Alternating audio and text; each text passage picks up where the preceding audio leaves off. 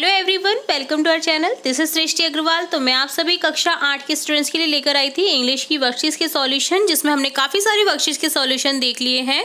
Formative assessment first का solution भी देख लिया है। अब यहाँ पर हम देखेंगे फॉर्मेटिव असेसमेंट सेकंड का सॉल्यूशन। तो जुड़े रहिएगा वीडियो के एंड तक ताकि आपको पूरा असेसमेंट का सॉल्यूशन अच्छे से समझ आ जाए। तो स्टार्ट करेंगे फर्स्ट क्वेश्चन से। Which month comes between May and July? May and July के बीच में कौन सा महीना आता है? तो देखिए, आप बोल करके देख लीजिए, मई जून जुलाई। कौन सा आता है? जून। तो यहाँ पर करेक्ट हो जाएगा ऑप्शन थर्ड। सेकेंड है, tick the correct answer for the given sentence. My colour is orange, I wear a green hat and I sound like a parrot, what am I? तो यहाँ पर होगा, मेरा कलर ऑरेंज है, मैंने green hat पहना है और मेरा साउंड एक पैरट की जैसे है। मैं क्या हूँ, मैं कौन हूँ? तो पैरट, कैरट, ध्यान है आपको, कैरट जिसका ऑरेंज कलर होता है, ग्रीन हैट यानी हरा कलर का उसका पत्ता होता है ऊपर की ओर। तो और जो पैरट का नेम से मिलता जुलता नेम है कैरट। तो यहाँ पर ऑप्शन करेक्ट हो जाएगा थर्ड, अ कैरट। कैरट पैरट का क्या है? राइमिंग वर्ड भी है, ठीक है। एक जैसा साउंड करने वाले वर्ड्स को कहते हैं राइमिंग वर्ड्स, कैरट, पैरट, ठीक है।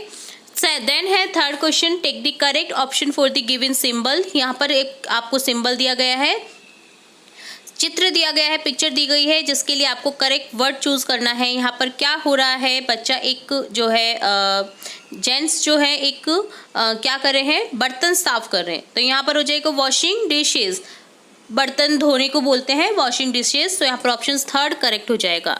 नेक्स्ट है, who will say the below lines to home?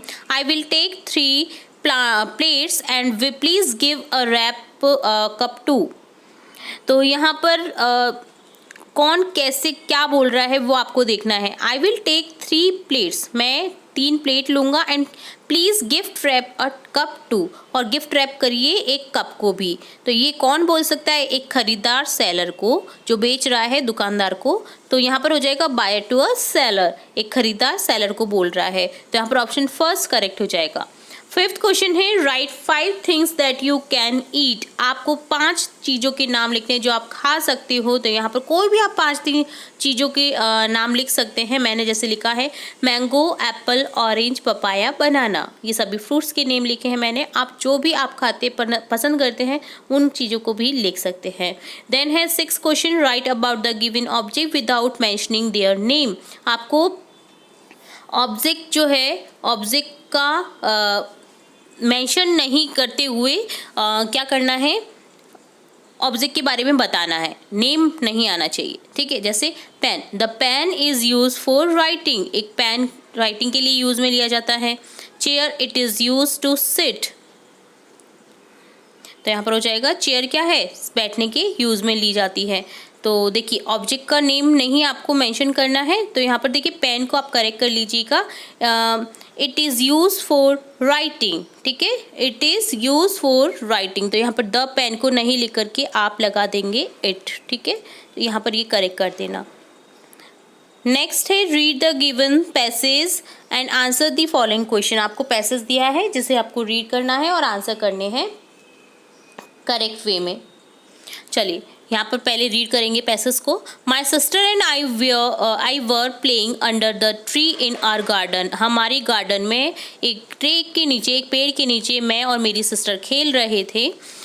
वर है तो खेल रहे थे हो जाएगा। We heard the voice of a cat around us. हमने एक कैट की, बिल्ली की आवाज़ सुनी हमारे आसपास। Both of us search for the cat but could not find it. हम दोनों ही सर्च करने लगी, खोजने लगी कैट को, बिल्ली को, बट वो नहीं मिली हमें।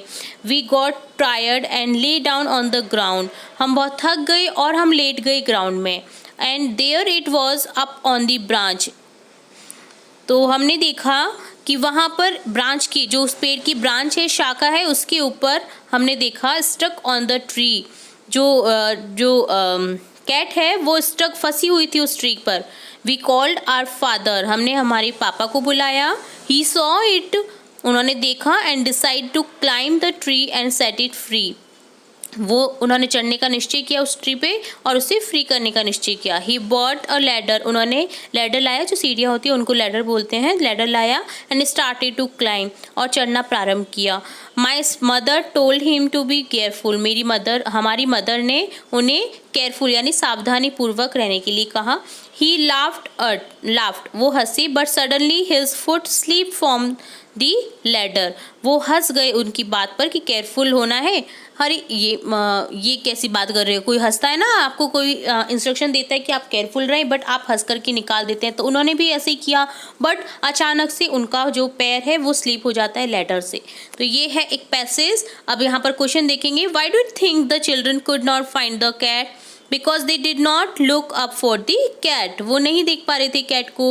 What do you think happen after his foot slip, उनका जो पैर है जो स्लीप होने के बाद में क्या हुआ होगा आपको बताना है। तो he fell on the ground, वो गिर गए होंगे ग्राउंड पर आफ्टर हिज फुट स्लीप, उनकी फुट स्लीप होने के बाद, ठीक है।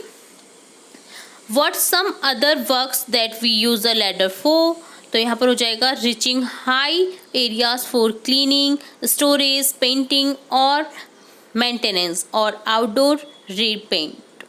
तो यहाँ पर हम लैडर का यूज़ करते हैं जैसे क्लीनिंग के लिए, स्टोरेज के लिए, पेंटिंग के लिए, मेंटेनेंस के लिए, आउटडोर रिपेयर करने के लिए, आउटडोर रिपेयर्स करने के लिए भी हम यूज़ करते हैं।